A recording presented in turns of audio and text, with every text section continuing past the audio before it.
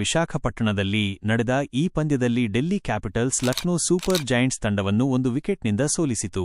Ashutosh ಅಜೇಯ 66 run ಗಳಿಸಿ ದೆಹಲಿಗೆ ಗೆಲುವು ತಂದುಕೊಟ್ಟರು.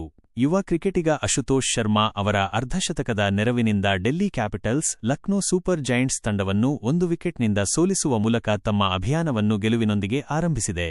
ಸೋಮವಾರ ವಿಶಾಖಪಟ್ಟಣದಲ್ಲಿ ನಡೆದ ಈ ಪಂದ್ಯದಲ್ಲಿ ಟಾಸ್ ಸೋತು ಮೊದಲು ಬ್ಯಾಟಿಂಗ್ ಮಾಡಿದ ಲಕ್ನೋ ನಿಕೋಲಸ್ ಪೂರನ್ ಮತ್ತು ಮಿಚೆಲ್ ಮಾರ್ಷ್ ಅವರ ಸ್ಫೋಟಕ ಅರ್ಧಶತಕದ ಇನ್ನಿಂಗ್ಸ್ನಿಂದಾಗಿ 20 ಓವರ್ಗಳಲ್ಲಿ 8 ವಿಕೆಟ್ಗಳ ನಷ್ಟಕ್ಕೆ 209 ರನ್ ಗಳಿಸಿತು.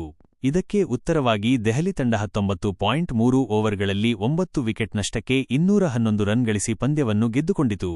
ಈ ಪಂದ್ಯದಲ್ಲಿ ಅಶುತೋಷ್ ಶರ್ಮಾ ಅವರ ಆಟವು ತುಂಬಾ ರೋಚಕವಾಗಿತ್ತು.